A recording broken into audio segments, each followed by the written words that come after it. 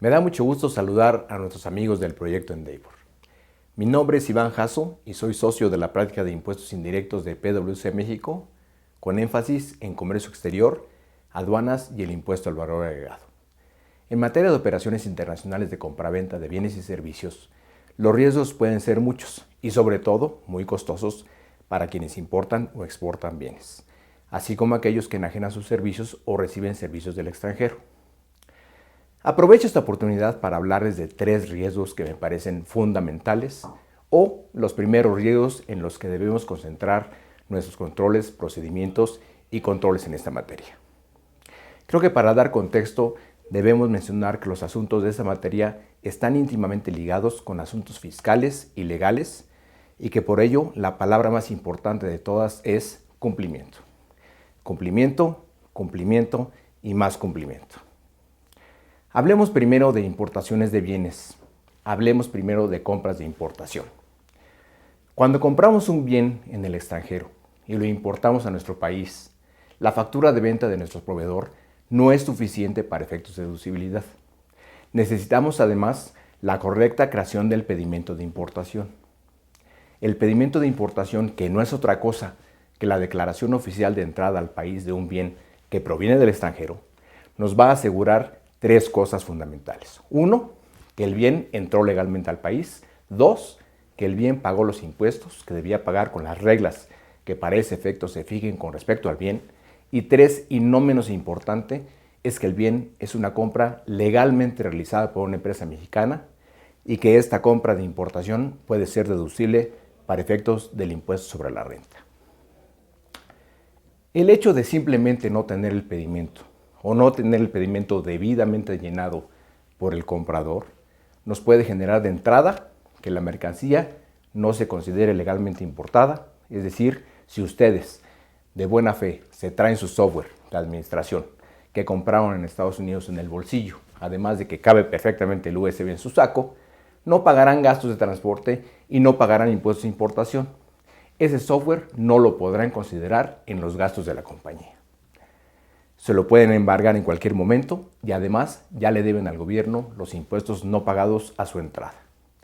Suena ridículo, pero esta es la verdad de cada día. Ahora bien, hablemos sobre las exportaciones de bienes. Hablemos de ventas de exportación. Vamos a pensar ahora que ustedes son los que crearon ese software y ahora lo que quieren vender en Estados Unidos es ese software. Es extremadamente importante que las exportaciones también se documenten correctamente. Otra vez, hay que ser muy claros que las exportaciones profesionales no se llevan en los bolsillos a las ferias internacionales y venderlas allí. Si no tienen un pedimento de declaración de exportación, propiamente dicho, tenemos varios problemas. Pero en mi área de experiencia, una y bien importante es el IVA. Si ustedes registran esta venta en su empresa, esta quedará como un ingreso y listo. ¿Qué creen? No.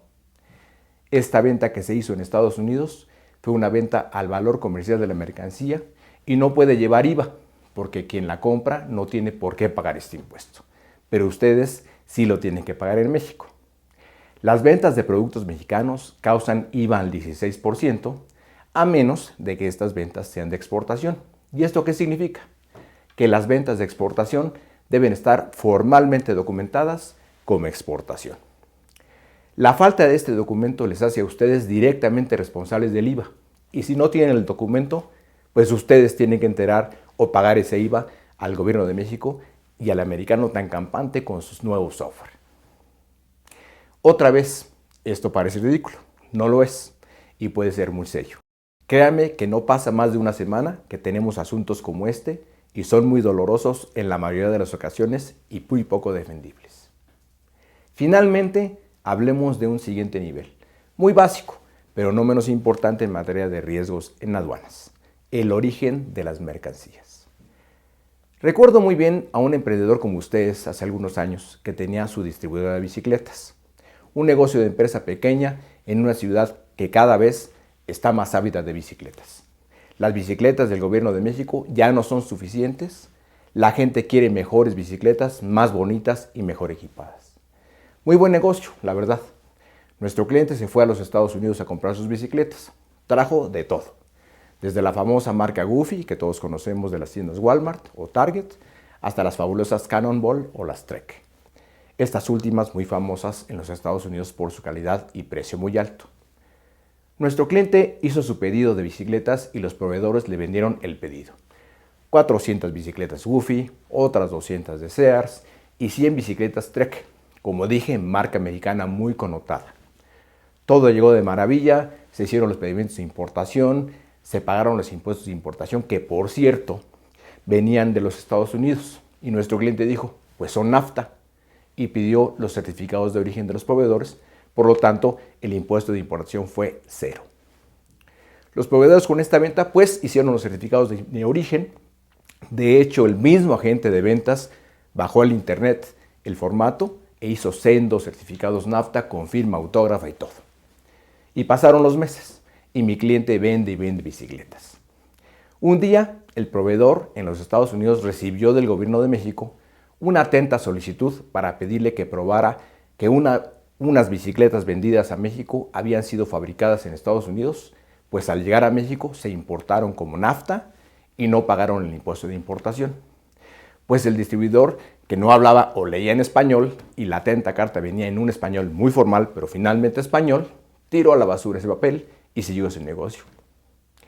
Pasó el tiempo y el gobierno de México, en sus legales facultades de fiscalización, fue en contra de nuestro cliente y le hizo la misma pregunta. Nuestro cliente muy diligentemente sacó sus sendos certificados y se los entregó a la autoridad.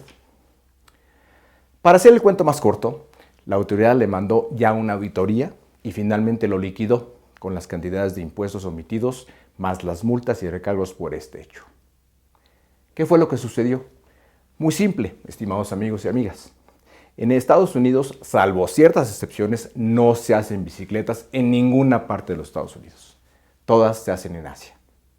Por lo tanto, esos certificados de origen no tenían validez alguna. Nuestro cliente, pues ya no es nuestro cliente. Tuvo que cerrar su empresa con sendo pago que tuvo que dar al gobierno, perdiendo su patrimonio. Señoras y señores, este es un solo ejemplo de los riesgos que vemos todos los días en nuestra firma en esta materia. Son resultado de una mala planeación y una franca falta de atención a asuntos de gran importancia como son los asuntos legales y de cumplimiento. Mi recomendación para terminar es: céntrense en sus productos y servicios, hagan los mejores productos y servicios que puedan hacer al mejor precio y a la mejor calidad. Si van a entrar al mundo de los negocios internacionales, legalidad y cumplimiento son las palabras clave. Muy clave. Les mando un cordial saludo y mucha suerte en sus negocios.